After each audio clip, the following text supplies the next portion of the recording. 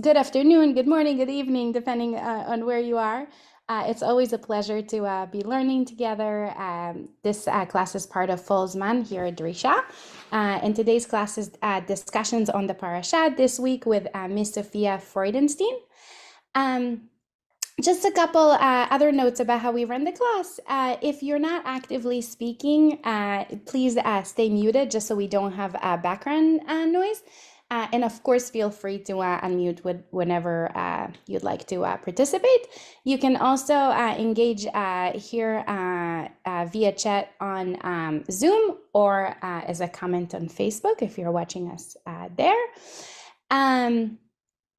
Sofia Freudenstein is a third-year Yeshivat Maharat student and master's student at Bernard Revel Graduate School, in Jewish philosophy. She graduated with an honors bachelor degree from the University of Toronto, double majoring in Jewish studies and philosophy, where she also completed her first basic unit of clinical pastoral education at Baycrest Geriatric Hospital at that time. She has been a co-rosh Beit Midrash at Camp Stone for 2 summers and was the director of experiential education at the Drisha High School program in 2021.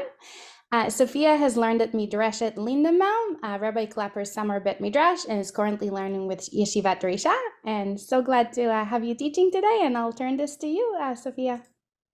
Amazing. Thank you so much, Evie. And it's really an honor to be here as I've been a part of many Drisha programs now for almost 10 years. So I'm honored to get to speak with you all today. I think that Evie's introduction of good morning, good evening, good afternoon is very apt for what we're going to be talking about today, which is about the concept of day and halachic day in Jewish sources. I'm hoping that what we're going to do is we're going to look a bit at the Parashah's discussion of morning and the significance of that, the time of day. We're going to see how it has halachic implications. And then we're going to move on and think, well, is that actually how we orient ourselves in the world, within the world of halacha? Do we determine it by morning? Are there other times of day that maybe we see ourselves as orienting ourselves towards? And then discuss what it might mean to have many different ways to be orienting ourselves in the world. So I'm hoping you'll see as we go along a little bit more about what that looks like in the sources. We're going to get started. So I believe we have the source sheet. I believe people have the source sheet. If not, okay, great. I'm going to share my screen as well. I will also put it in the chat. Amazing. My hope also is that we'll be able to have some discussion. So we'll look through the sources and then we'll hopefully also have time to kind of flesh them out together. That's my hope for today. Give me a second to share. Great. Okay, perfect. So this week's parsha is Parashat Vayera. It's a very jam-packed parsha. Right at the beginning of Bereishit, we're seeing what happens now that Avram has been chosen by God to be a part of God's people. We are going to see a little bit of Lot again. Lot is Abraham's nephew who lives in Stone, and Stone is going to be destroyed. We also have the story of the Akedah, the binding of Isaac, which is an incredibly difficult story, and a story that is throughout our liturgy, and is an important paradigm for thinking about how we relate to God and challenge in our lives. And that's where we're going to start off today, seeing these two stories, the stories of the destruction of Stone and the Akedah, and not necessarily talk about what's happening inside of them, but we're going to be looking at the time of day in which they occur and then try and figure out what the significance of that might be. All right, so let's start off with the beginning with Stone here. So in chapter 19, וישכם אברהם בבוקר אל המקום אשר עמד שם את פני השם, וישכב על פני סדום ועמורה, ועל כל פני ארץ הכיכר, וירא והנה עלה קיטור הארץ כקיטור הכבשה. So Abraham, this is based off of Everett Fox's translation. I enjoyed his translation is slightly different than the JPS. He's trying to maintain a certain sense of integrity that the Hebrew can only give that is often lost in English translation. He says, Avram started early in the morning to the place where he had stood in God's presence, and looking down towards Sodom and Amorah and all the land in that area, he saw smoke of the land rising like the smoke of a kiln.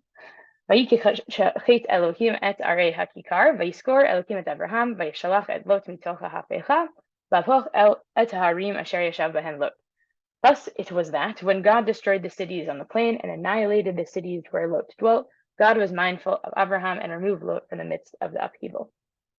So what's happening here is right before this in this story, we see that Abraham at first tries to have this discussion with Abraham of that God's plan is to destroy the cities, and Abraham says, but what if there are people in the city that maybe do not deserve to be killed, that are still good? And there's this bargaining that's happening, most likely because Lot is in the back of Abraham's mind. Abraham's very own nephew is in Sodom and wants to make sure that he is saved. And what happens is God then sends out angels to save Lot and his family, but then determines that the rest of the city needs to be destroyed.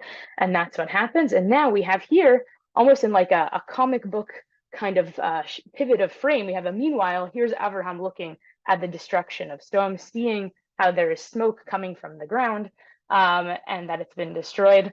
And we know that Lot has been saved because of what we've seen previously. But the part that's interesting, other than just the dramatic image of smoke coming up from the ground, is that it's morning. And we have here in the Malbim, who is a 19th century commentator from Ukraine, he has, I think, a really dramatic depiction of what exactly it's looking like right now during this really difficult time. So he says, Vayishkem Avraham, Siper, ki Lot lo haya ra'ui lahatzala. We weren't sure, it doesn't seem like Lot was going to be saved, and that's why Abraham is so nervous during this time. שאחר שהתמהמה עד זמן שהוחל הנגב, היה ראוי שתשיגנו הרעה בדרכו שהלך עד צוער. Because we know from the story before, Lot tarried. He wasn't sure if he was really ready to leave Sodom, and maybe he didn't leave in time before God began destroying Sodom. And now also he's a refugee. He is leaving, and maybe something is going to happen to him badly on the way. רק שבעת ההיא השכים Abraham בבוקר אל המקום אשר עמד שם. And that's why now we have Abraham standing here early in the morning. להתפלל תפילת שחרית. What was he doing there in the morning? He was davening shacharit. We'll see later on in the Gemara how this becomes a paradigm for understanding when we should be davening in the morning every single day. והיה מתפלל תמיד עם נצח חמה. He always davened with sunrise. He even woke up early enough to the very beginning of the lights emerging during the day. And that's when he sees the beginning of the smoke to rise and that the destruction had begun. So here what I appreciate what the Malbim is doing is we're getting even more of a depiction of how eerie this must have looked for Abraham. Abraham is seeing the destroyed city, unsure about how his family is doing. And not only is smoke rising, but the sun is rising as well. It's almost a dystopian, like the idea that there's all of this light coming from different directions, darkness coming from different directions. And in this time of the day, that's when Abraham begins to pray. And I just think that that's like a really fascinating way to be describing it. I feel like it's supposed to add some kind of extra drama to what's going on. I believe it's been a while since I've studied English literature, but in Shakespeare, we'd call this pathetic fallacy, right? That there's something powerful about the weather and the timing of day that's going on that helps us have a greater understanding of the gravitas of the specific moment that is occurring. And I think that these descriptions of mourning are doing that in this image. This is a very dramatic time, a very poignant time for Abraham, and so much is about to change. And so I think here it's important to see that the timing of day is significant. It's not just the middle of the afternoon, it's not the evening, this is the beginning of the day. I'm curious, before we move on to the next source, are there any other thoughts that might appear about the significance of it being the beginning of the day that this event is happening, if anyone wants to share? I had a thought that yesterday he had davened to Hashem to save. And here he's seeing that it didn't work. And yet he continues to pray. In other words, he is a firm believer in the efficacy of prayer, even if the answer is no. That's fascinating. Right. Like if we understand the context to which Abraham is coming, this is not the first time he's trying to entreat God during this time. And he sees the smoke rising and yet decides that he still wants to pray, which if we're thinking about the imagery of mourning is fascinating, right? The smoke is coming, there's destruction, but also the sun is beginning to rise and the new day is beginning. And there seems to be holding on to this sense of maybe despair, but also the sense of like, but yet we must go on and the days will continue. Thank you. Does anyone else have anything to share?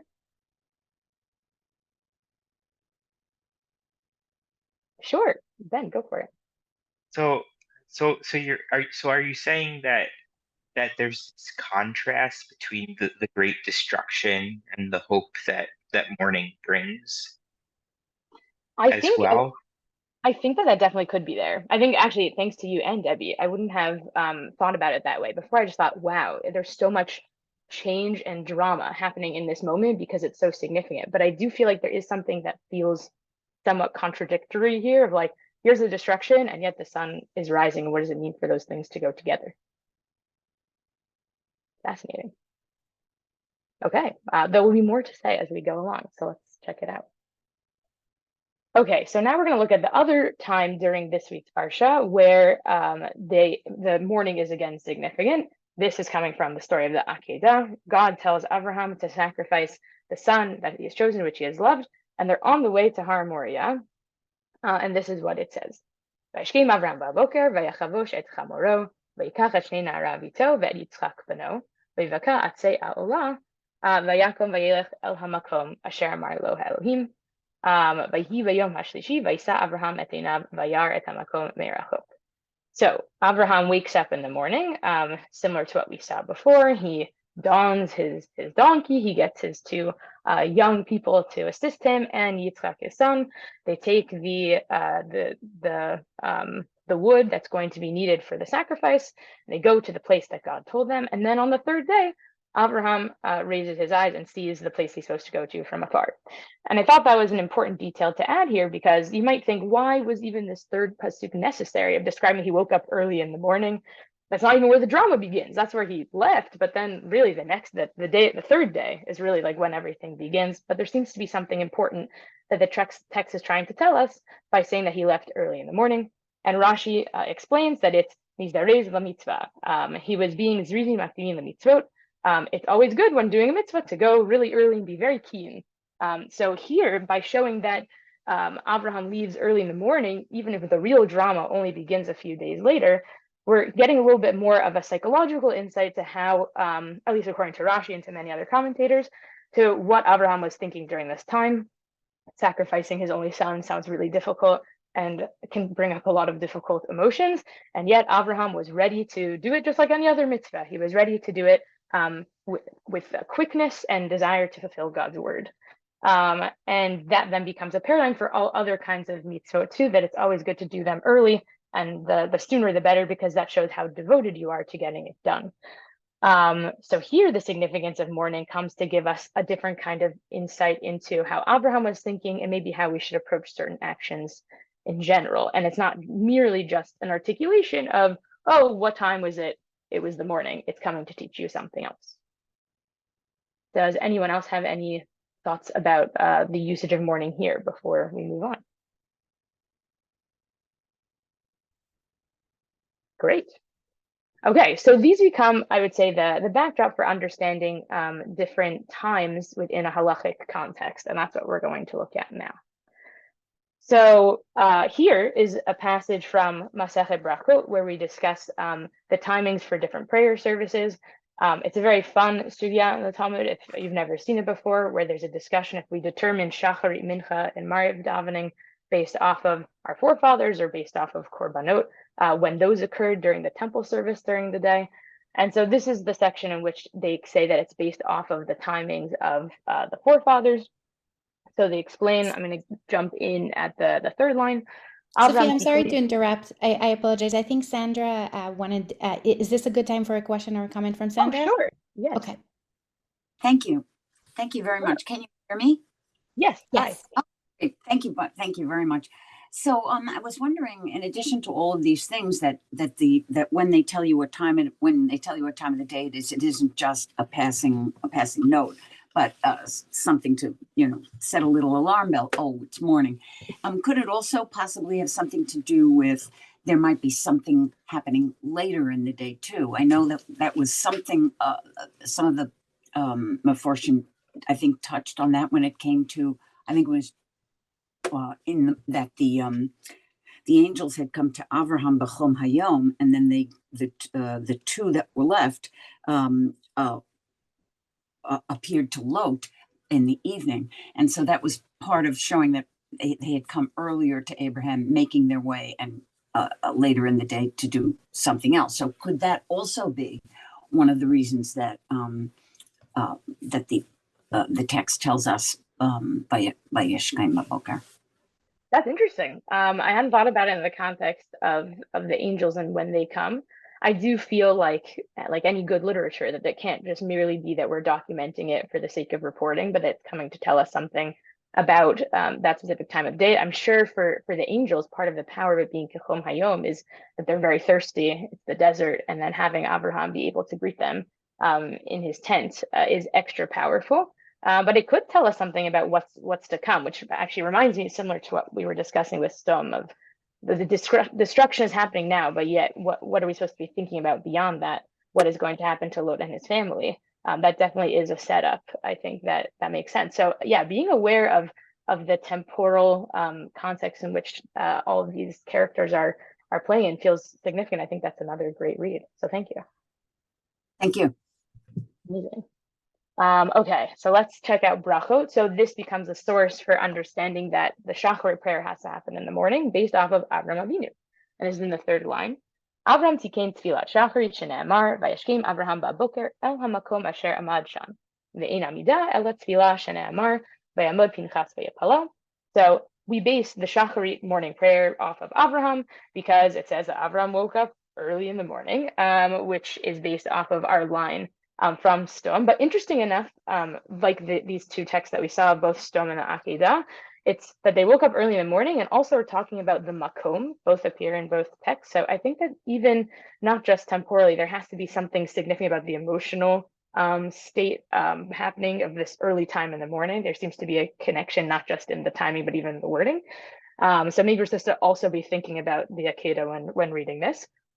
And then we have a little bit of a typical Talmudic way of thinking of, oh, and there's no way he didn't just mean standing. It also meant praying, because we have another verse from Tehillim where they're both, those mean the same thing. Great. And then the other two for Mincha and for Mariv, Yitzchak tikein tfilat Mincha shene'emar vayetze Yitzchak lasuach basadeh lifnot arev ve'intzicha ela tfilah shene'emar tfilah le'aneh ki ya'atof ulifnei Hashem yishpoch slicho.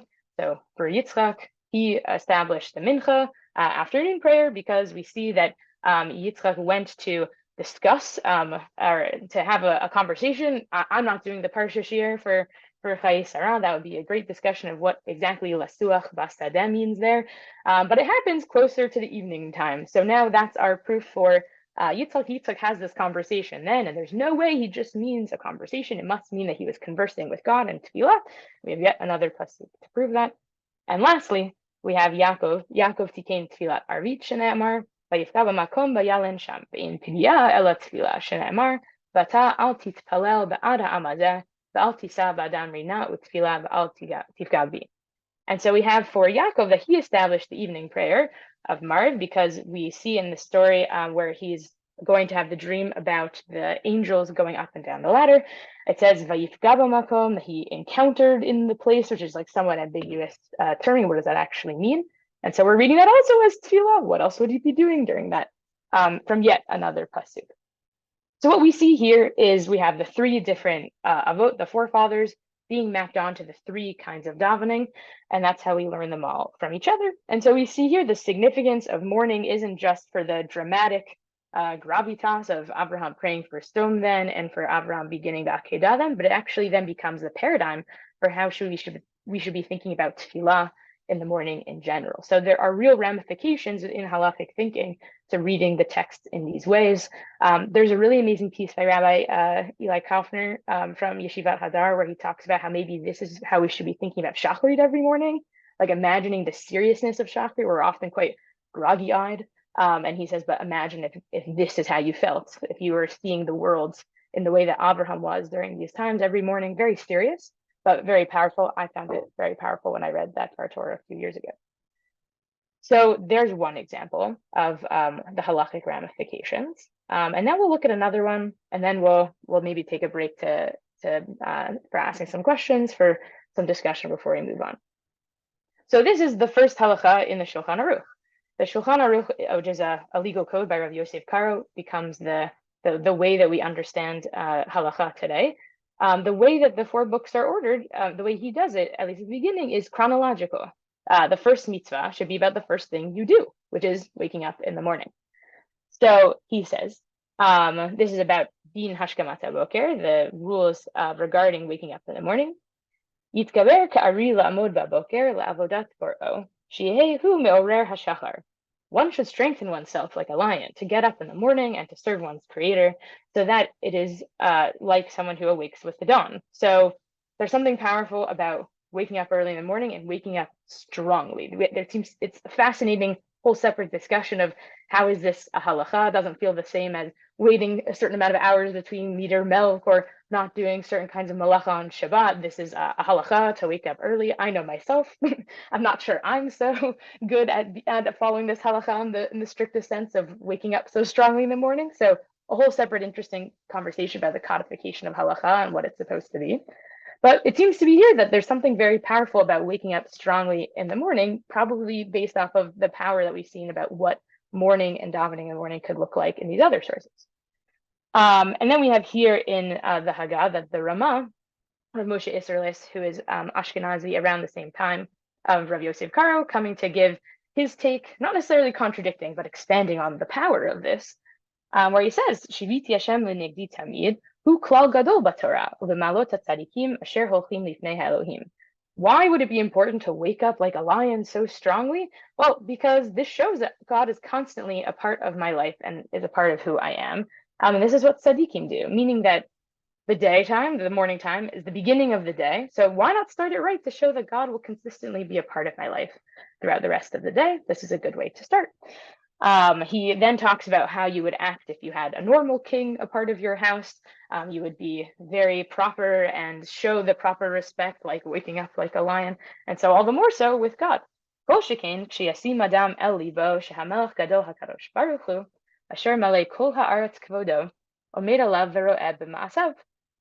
all the more so you would do with the King of Kings, the big King God, who is in all of the land and is able to present God's respect and glory throughout all the land. You'll be able to see God's action. If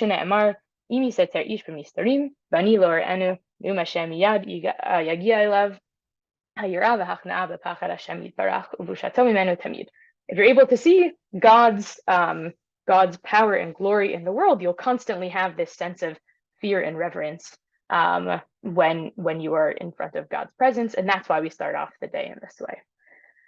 This is taken from the Moreh Nevuchim, from the Rambam.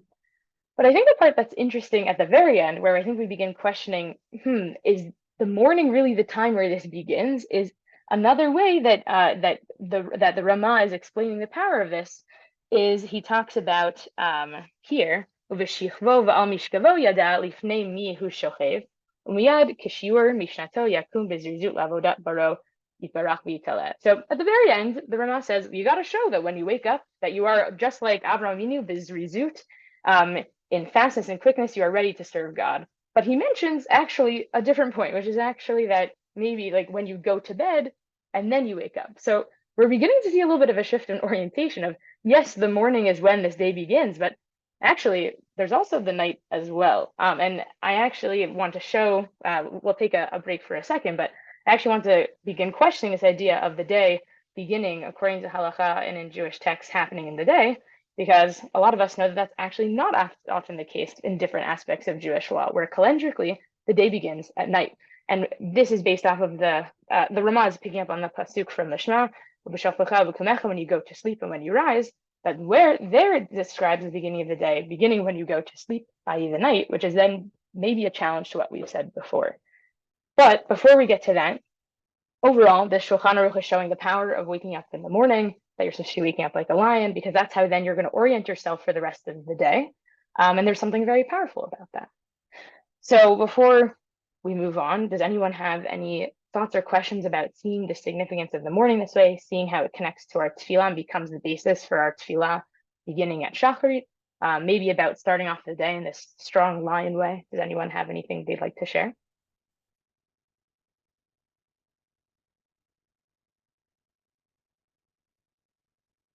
Sure, Ben.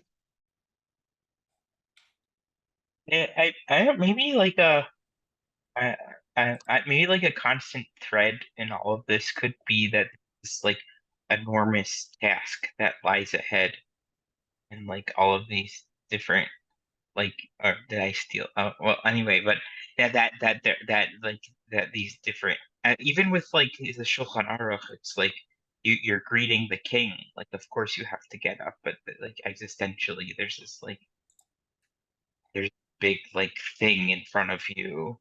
Yeah. Anyway, I was thinking about that. Interesting. Right. There's a lot of us kind of wake up, or maybe I'm speaking for myself, the grogginess of waking up early in the morning, kind of getting the day done. But when you orient yourself towards seeing the beginning of the halachic day begins in the morning, and in encountering God in this way, so that God then permeates throughout your life for the rest of the day, that really adds a sense of seriousness and reverence to your day, and makes you think about the task ahead, about what it means to worship God throughout the day. It definitely grounds us in that. Thank you. Anyone else have anything they'd like to share before we move on? Yeah, Sandra. Oh, Sandra, just unmute You're first. muted. Yeah. Thank you. Sorry. So quick question. So are we meant perhaps just, I'm going to use the expression, but it's meant to be a little bit of a pun. It just dawned on me, but are we meant to wake up slowly, like the dawn and like the shachar and like the first light shows gradually? Or are we meant to, the way the Talmud says, basically, wake up like a lion, you jump out of bed. If I'm married 50 years, for instance, and the big joke in a family was always, when you're married to Sandra, you really should wear earplugs, because I'll just jump right out of bed first thing in the morning, be pretty awake and chipper. But some people are just not that way. So could we also take a lesson from the shachar and the dawn, that a person could also serve God, maybe not ka'ari, but maybe, or maybe an ari is not always a roaring ari. Maybe he stretches, or he or she stretches itself in the morning, does the thing. In other words, I'm trying to understand if there's more than one way to wake up properly and to serve God. Is it ka'ari and only ka'ari, or is it like the shachar? Maybe the dawn is trying to teach us something. It's just something I thought of right now.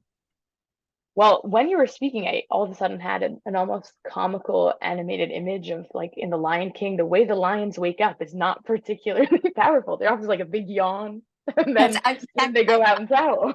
I'm embarrassed to say that I had that same right.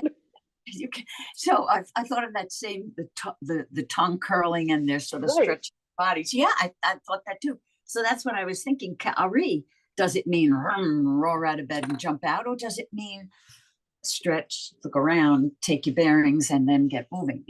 That's what I mean. I don't know that there's only one way, and is it meant to be in that same image?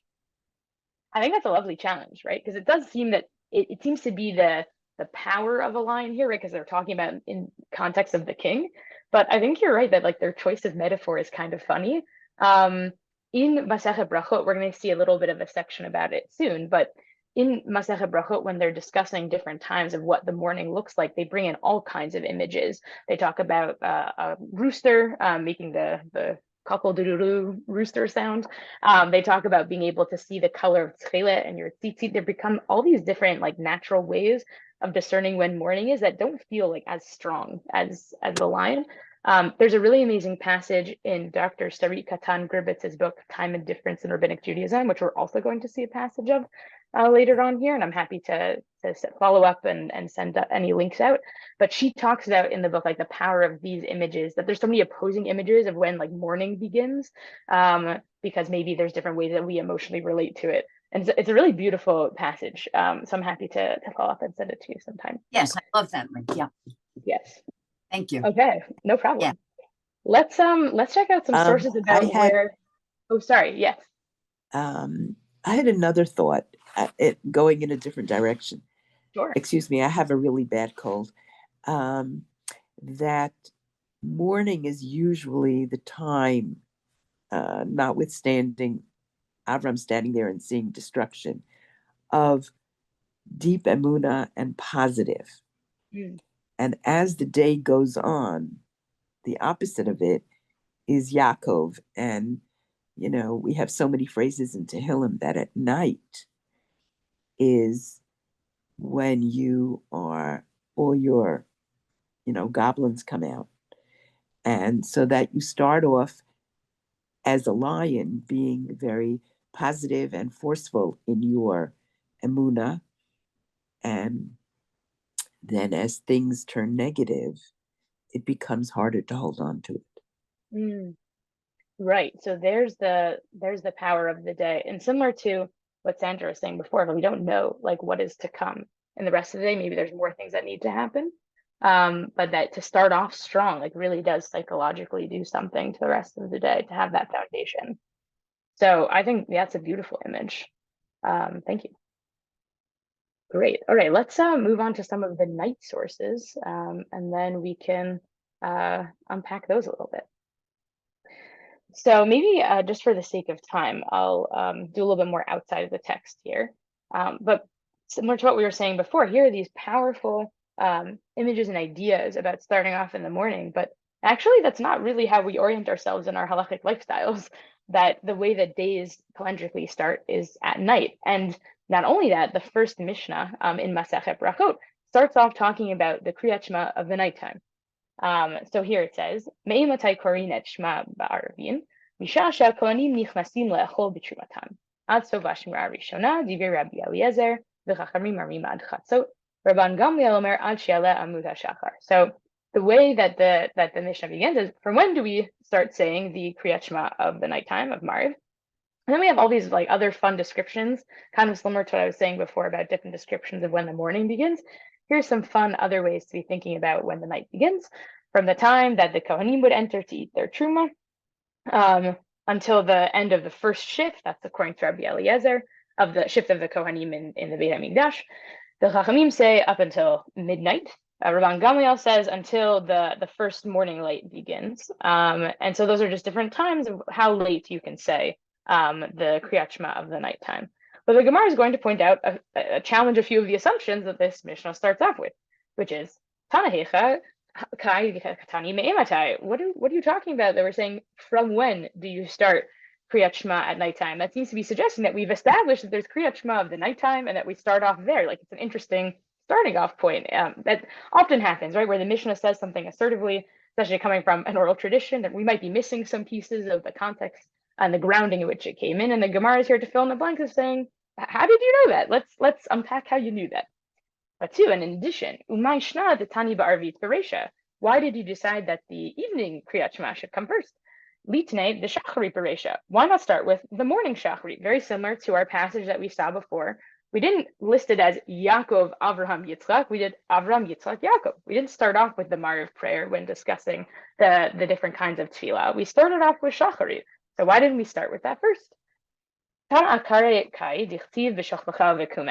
what I was saying before, we have the verse from Shema about loving and praising God when you go to sleep and when you wake up. So maybe they got it from there. Maybe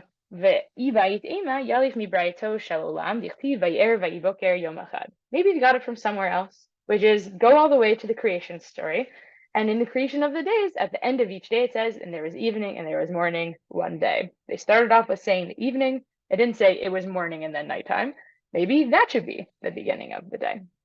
So here we already see within the Gemara, they're struggling to figure out why initially would we think that nighttime comes first when determining when the halachic day begins. And we have some pretty strong sources. The Shema, the creation of the world, maybe that's how we should be orienting ourselves.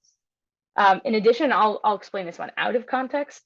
This is an amazing Ibn Ezra medieval commentator, implicitly bashing the Rashbam, who was Rashi's grandson, where when he reads the verses of Vayera, Vayiboker, he says, oh, that's not actually what it could have meant. Like, real day, a scientific day starts morning to night.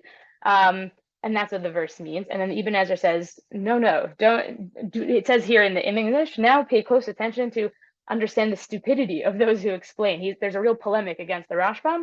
Be careful of explaining the Torah that way, because halachically we do not understand days that way. Days start evening and then end at the end of the day, not that they start in the morning and end at night. And he feels it's very important to not get confused with the seemingly scientific approach of the Rashbam, because that is not how we orient ourselves halachically. And it's also, I really recommend checking out the Ibn Ezra for yourself, because he really seems to go at it to the Rashbam, because he's nervous that, especially during his time, there was the concern of Karaites, of Jews who were reading the text in an incredibly pshat-oriented way than the simplistic reading, and they were willing to go against a lot of the rabbinic understandings of the text. So that might be why he's feeling extra impassioned to challenge the Rashbam. But it's a really fun piece. So I really recommend you check it out. And then this last part from the Sefer, explaining that line about like, it's just describing derech eretz dibra Torah. The Torah was just coming up with a sentence of explaining when you're walking, when you're sleeping, and when you're waking. This is just how normal people work. They go to sleep and then they wake up. And that is how we should be orienting ourselves toward the day. So to summarize, and then I'm curious what people think, here are some challenges to how we understand the beginning of a halachic day, right? It doesn't start necessarily with morning to evening. That might be true for tefillah, but we have here in this discussion of Masechet Brachot, the way that they start talking about Shema, they talk about the night Shema before the morning Shema, because that's when calendrically the day shifts and changes. So I'm curious, in light of what we said before, there can sometimes be an emotional, psychological significance to timing of day. So I'm curious what evening brings up for people. And then is this a challenge? Is it something that like bothers you, that maybe there might be different times in which we orient ourselves in different ways? I'm curious what you think.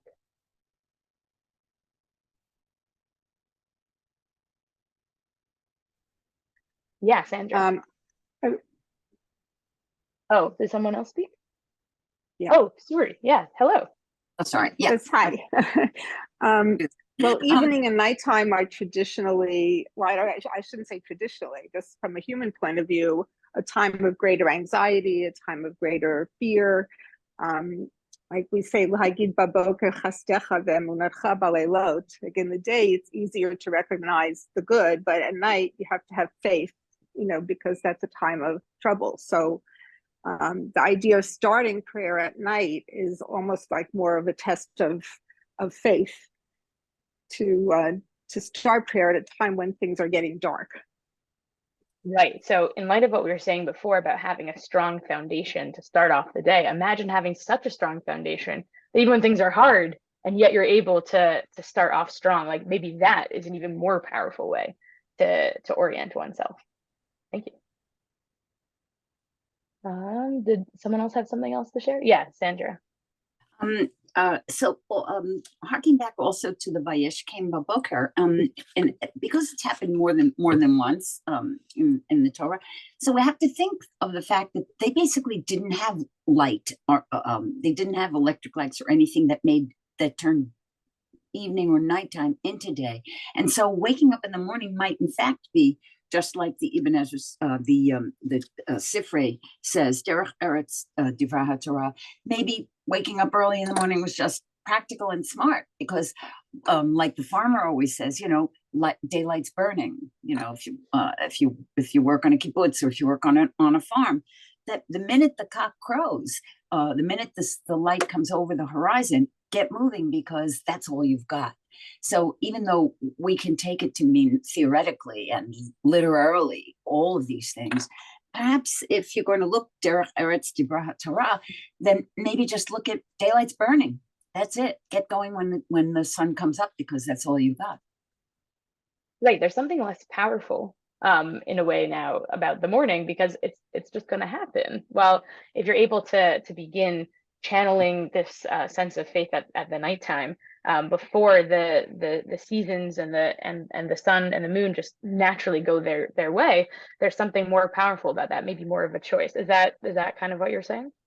I like that, but I actually meant that getting up in the morning was just the most practical thing to do, especially if you have a journey in front of you. I happen to agree with Suri in terms of the terrors of the night, and those indications. But on a very practical level, if you work, when you don't have artificial light, or when it is, even if you have it, when it's not available wherever you are, you basically got to get moving at the first light. So Right. just practical level, not pictorially or literally, just practically. Light comes over the horizon, get moving. Right. No, it's good to be grounded in pragmatism. Not all of this is about like the beauty and the poetics, but there also is like we need to daven. We got to figure out how to daven and do this well. It's pretty beautiful too. It's pretty beautiful too, but even so, just having to get moving. Yes, there too can be beauty in the pragmatism. Yes. Amazing. Yeah, Ben, were you going to say something? Yeah, though, to pipe in a little bit for the anti-pragmatic side, or what we might call the anti-pragmatic side, but was not actually the anti-pragmatic side. I think it was in so the first Tosfot of Masechet Brachot, I think, lists Kriyat Shema Shel Hamita as this like as you'd say apotrope thing that they would say in order to ward off the demons of the evening. So, which in itself, at the time, a very practical thing, but we might interpret today as something deeply, this existential terror of the uncanny, maybe. Yeah, well, I think that definitely takes us in the direction I want to go, which is that often either these like poetic readings, these philosophical readings, these pragmatic readings can often be brought in either side of the debate, which is exactly where I want to go. So what I want to argue is that actually halachic day is both day and both night. Obviously, there's halachic ramifications that don't mean this, right? Like, it doesn't mean you can daven shachri in the evening. It means that we might have different aspects of halacha in Jewish thinking that sometimes are rooted in the morning and are then sometimes rooted at evening as being the way that the days begin. And I think there are times where this kind of tension is brought up. The one that is my favorite is in the beginning of Masechet Pesachim, where they're discussing when they should begin cleaning for chametz the night before of Pesach. And it says, or ba'asar bodkina chametz or haner. So we might know from our own practices, we take our little feathers and our candles and we do it at nighttime. But the Gemara is going to struggle with this by seeing this verse of we'll keep it untranslated for now, of the 14th, you check for chametz with the light of a candle. The Gemara does not believe that or necessarily means evening. It means light. And the question is light in reference to the morning or the evening? My or, Rav Huna Amar, Naghe, Rav Yehuda Amar, Lele. Some people think it means the day, and some people think it means the night, which is funny because I think there's like a gut reaction of, oh, obviously it must mean night because that's what we do. But light appears during the day. So if the word is light, then maybe it could mean that. But also we use light at nighttime. And so it could feel like a somewhat pedantic debate, but then the rest of the Gemara for a few dapim is going back and forth trying to figure out what light actually means, and they use different psukim and different stories to try and ascertain what it could mean. Does it mean night or day? And they constantly come up with backs and forths to refute all the different options. And you could take a step back and say, wow, this entire sugya, which in the end we conclude means evening, by having this discourse recorded, is trying to show us that there is something quite confusing about when this is referring, and maybe there's something significant about both the day beginning at night or the day beginning in the morning. I provided this sugya here, which also for the sake of time, I'll just summarize, where we bring up the pasuk again about Avraham waking up early in the morning as being maybe the reason why actually we should do B'dikat Chametz in the morning of the 14th. Imagine the day that you're really finishing all your Pesach cleaning, you also were doing that. That feels like might be a little bit overwhelming. But that is a real position that is determined. But then at the end, Rav Nachman Bar Yitzchak says, "V'shasha b'nei adam mitzvim b'bateihem v'or haner yafeh l'bdika." He says, no, even then we're referring to the light of a candle, and that's when people are in their houses, so it should be in the evening. So this intense back and forth discussion, to me, even though it does get quite pedantic, is really picking up on a larger question of, there seems to be something significant about this day beginning at night or this day beginning at the day, and that back and forth being preserved as opposed to the final opinion seems to be suggesting that there's a kind of validity to both sides. We have a verse here from Nida that also talks about, when talking about checking for when the days of the menstrual cycle begin and end in order to go to the mikveh, that there's something significant about the 2 times of day in which you check it. This text from the Tzidkat HaTzadik, from Tzadok MiLublin, a Hasidic text, talks about how there's a beauty to having both of those things. If you think about the world as an analogy of fruit and peel, that like imagining that you're starting with night and then going into day is like you have to peel off the peel of a fruit in order to eat it. But if you think about the day beginning with the day and the night, it's like you're focusing on the fruit, because that is ultimately the essence. And he seems to be pitching in this text that there are just different things that are oriented to start in the day and the night. And what he says is, I think, really articulated well in this passage from, I think she goes by Rabbanit, Professor Sarit Katan Gribetz, who I talked about before, where she talks about the beauty of having 2 dual and somewhat opposing time systems. She talks about why it might be important to have things, even though the calendrical time starts during the nighttime, to have prayer services start during the day because they match what the temple service is like, which started during the day. So she says, even as a physical temple no longer stood, a conceptual temple still dictated time. We noticed here negotiation between preserving earlier temporal rhythms from the temple period and changing them to suit contemporary times. Their altered rhythms of time simultaneously evoked memories of the temple and temple time frames through what Eve Marie Becker calls ritual memory, and emphasized temporal continuity. But they also showed the rabbinic era as distinct from which preceded, but by adapting the temple's ritual times to different geographical regions. These ongoing rituals also serve to perpetuate the memory of the temple and perhaps to keep it standing conceptually, if not physically.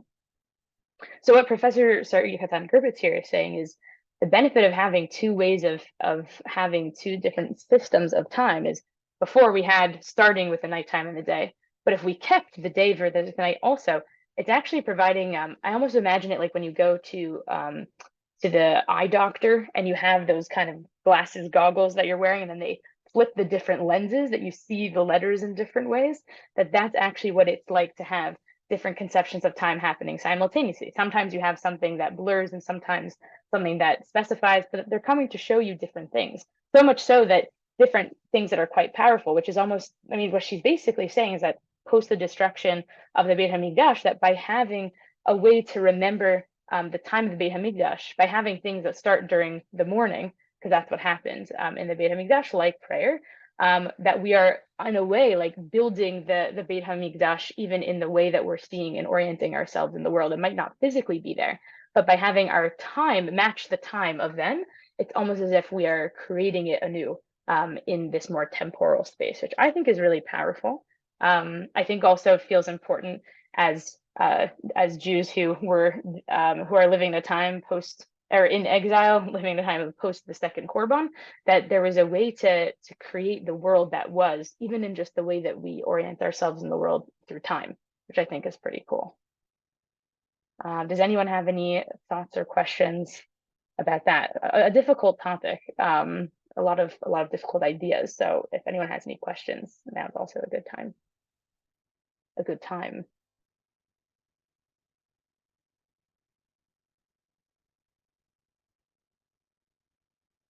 Amazing. Okay. So now to take some of the technical difficulties that we saw of day and night, which one does the halachic day orient itself towards, and how it seems like maybe the answer is both, but just in different contexts. I want to zoom out even more and say that maybe this is the way that we live as Jews often, or even as people, that often there are times where we might be living very contradictory ways of life. And instead of seeing that as an issue to solve, that we're always going through life in the different kinds of glasses lenses. And there are times in which we invoke them and times in which we don't. And that's fine. We have them all in our back pocket to constantly have. And I actually think that Parashat Vayera is an amazing parsha to see this as a test case. So here I have a passage from Rabbi David Hartman in his book of A Heart of Many Rooms. He talks about the power of living as a Jew who is someone who is both Abraham 1 and Abraham 2, which is kind of a riff of Rabbi Soloveitchik's Adam 1 and Adam 2 in order to understand the creation story at Bereishit, that there's 2 versions of the creation of the world. And yet, instead of seeing them as potentially contradictory, says these are two ways of living in the world. And here, Rabbi David Hartman takes two examples of Avraham from our Parashah, from Sdom and the Akedah, in fact, and how actually we are simultaneously both. He says, the God of Abraham, therefore, takes two very different forms in the book of Genesis. A God who demands total surrender to his command, and a God who invites independent moral critique and judgment. These two paradigms have informed religious life as well as interpretation and an exegesis throughout Jewish history. For many teachers from the time of the Talmud to the modern period, including Yeshayahu Leibowitz and my own teacher, Rabbi Joseph B. Soloveitchik, the Akedah, the binding of Isaac, was the dominant paradigm of religious life and thought. For them, the survival and continuity of the tradition require the unconditional surrender and loyalty that the Akedah represents. Yet Abraham, in pleading for Sdom, felt that God was not beyond his own understanding of moral argument and persuasion. This other paradigm therefore says, bring your moral intuitions, your subjective sense of dignity and justice into your understanding of the reality of God. Not only does this not threaten or undermine religious consciousness, but it's actually necessary for recognizing the validity and applicability of the divine command. So what Rabbi David Hartman is saying is that there's two kinds of Avraham. There's the one that was at the Akedah, that is willingly interested in sacrificing his son for the sake of fulfilling God's word. Then we also have the one that was praying at the destruction of Sodom, asking for or bargaining with God for making sure that there could be innocent people in Sodom that were saved. They have the chance to not be destroyed to save them. And that's just part of who Avraham was. We could say those feel contradictory. Those feel, how could those be a part of the same person? But in fact, that is what it means to be chosen by God to advocate in the world. There obviously can be some problems with this. This passage here, and I'll just say it out for the sake of time, expresses the potential issue with that, which is that if we say, yeah, it's so good to have so many contradictions, one needs to be careful to not use that as an excuse to shy away from certain kind of moral calls. If living in contradiction is so much so that it actually seems to harm your sense of self, maybe that's not the right kind of contradiction anymore. It's a really beautiful article by Professor Ronit Irshai, if you're interested in exploring it more, where she talks about using the Akedah in the context of modern Orthodox feminism, a topic that is very close to Drisha's heart, where maybe there could be problems in thinking about submitting ourselves too much. So I wanted to flag that because it's not always the solution for everyone to live in contradiction. But I think there are some ways in which contradiction in our lives is important. And actually pretending that there isn't, or that there's a need for synthesis, actually might be doing more harm than good. And a person who I found articulate this very well is a political activist and feminist thinker, Angela Davis. She says, we should explore connections that are not always apparent. They drive us to inhibit contradictions and discover what is productive in these contradictions and methods of thought and action. They urge us to think things together that appear to be entirely separate and to disaggregate things that appear to belong naturally together. So what she's saying is that we often feel this need that if we feel like we're feeling opposing things, seeing opposing things, that there's a need to synthesize or to make sense of it. But in fact, Angela Davis is saying that's actually just part of what it means to be human, and figure out how to make it productive, figure out how to listen to those two opposing things, and then what do I want to do with hearing those different voices? And I think we often have a rich tradition, like we even saw in the many Talmudic passages that we saw above, where we see different backs and forths between rabbis who are saying opposing things. And even if ultimately we do have to decide one, for the sake of pragmatism, since we mentioned pragmatism before, we preserve all the opinions because we think that there's something valuable in having these opposing ways of seeing the world. I think that within a modern context, we sometimes quote the passage of Gemara about Elu ve'elu divrei Elokim chayim. These are the words of the living God.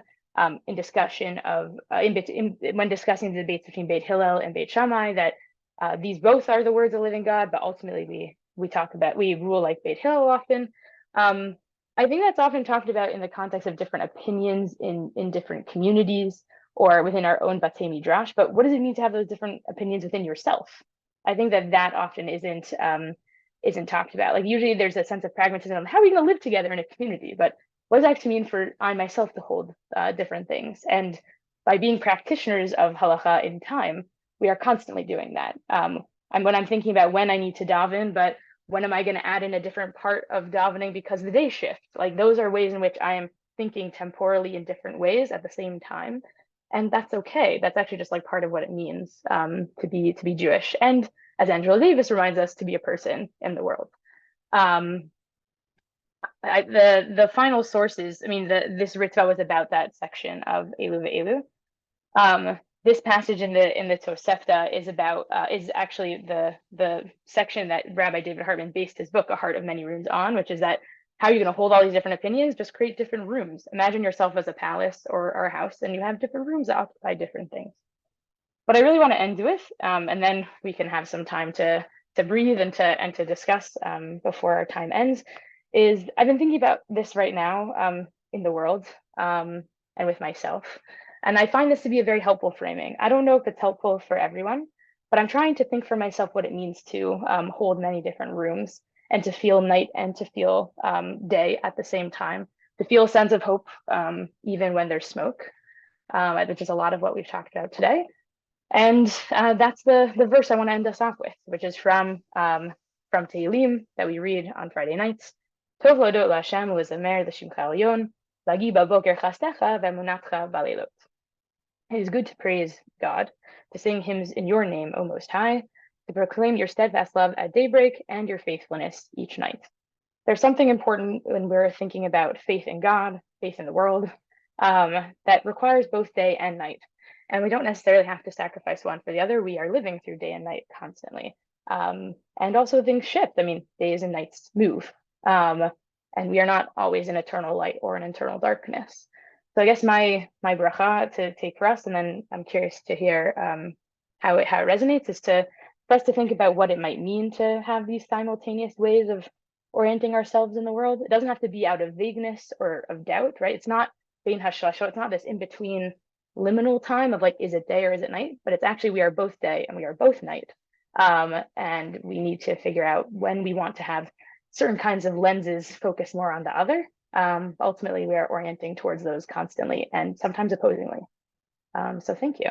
Thank you for your time today. Hope that this was an interesting way to think about Parashah Vayera, and curious what you think.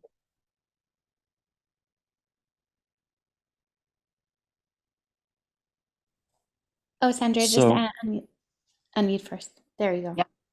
I just wanted to thank you so much. And I think carrying the day and the night, Sophia, it within us, especially right now, could be very dissonance inducing. But I think if we're expected to be able to carry them both within us, I think it removes a paralysis and allows us to think, to act, to make plans. So I really appreciate your view, especially at the end of this Parsha discussion. So thank you very much. Thank you. Definitely the paralysis or the dissonance is something I've been thinking about a lot, and that I appreciate both even in the secular context of Angela Davis, to say that maybe there can be a way to make it productive as opposed to dissonant. I think has been very grounding, and I think that the seeing how halakha plays out also does that as well. So thank you. Thank you. Justin, were you going to say something? yes, I was. Hi. So the Rambam very characteristically describes the night as a time of great fecundity. That it's a time of productivity, and that the mind focuses. So I think the Rambam had an atypically bad sleep schedule. However, for this certain period of time in the evening, however one might like allot it, it seems like it's a time of, as the day changes, of fear. But once one is settled, however one would describe it, it seems like there's a certain capability at night, as long as you've got at least a little bit of light, that it actually represents a time when maybe the mind and the spirit is focused in a certain way. And certainly, like the Mekubalim in Sfat, etc., especially after they discovered coffee, came up with this as a time when the esoteric spirituality as well as the rationalist would come to the fore. So the night has this aspect too. It like I think it starts with fear and then like can actually go on to a time of focus and enlightenment. Yeah, that definitely resonates. I think some of my best thinking happens in the nighttime. So I guess Baruch Shekivanti Rambam. That's nice. Amazing. Yes, great. And maybe we'll wrap up. So no, I just, to me, the idea of holding two conflicting things at once is not foreign. We have a lot of other examples of it. The one that just popped into my head for the moment is the one where you're supposed to think on the one hand that you're afar va'efer, and on the other hand, b'shvili nivra ha'olam. Like, how do you balance humility with making yourself so humble that you can't motivate yourself to do anything because you think you're worthless? You have to think at the same time that you're both worth a million and both worth nothing. And I think this, I often think about having to hold conflicting feelings at once. Like, I remember during COVID being so distraught over people who were really sick and dying and the numbers of deaths and all that, and at the same time feeling in my own Dalit Amot how sad it is that I can't hug my grandchildren. And like, is it fair? Is that a spoiled feeling, or am I entitled to feel both? Am I entitled to feel sad for a little thing, but that's something that's important to me, or only sad for the really terrible things? So I think these are human struggles. Yeah, absolutely. I think that's something that feels so hard to struggle with, like when you're constantly flipping from the bigger picture to then your own life, and then to say like, actually it's fine for you to be doing those things, and it's okay to feel those things simultaneously and not have to squash one for the other, I think is really human. And so I appreciate that. And the Anochi Afar Va'efer is also from this week's Parsha. It is interesting how this Parsha is filled with like many different ways of like constantly flipping back and forth. This is how Abraham begins entreating God to advocate for the potentially innocent people of stone, and he says, I am merely dust and ashes, and yet I'm going to be doing this. So that's also a paradigm from this week's parsha, which is fascinating. Maybe that's what it means to be God's chosen people, is to be able to do that flipping constantly. Thank you. On that note, yeah, I don't want to take away from your time, from your time and your, whether it be evening or morning or afternoon. And thank you so much. Okay, thank you so much. Let me just double check to see if we have, okay, no questions on Facebook or comments. Thank you so much, Sofia, and thank you everyone who joined us today. Really appreciate you being part of our learning community here at Risha. Just a few announcements before we leave.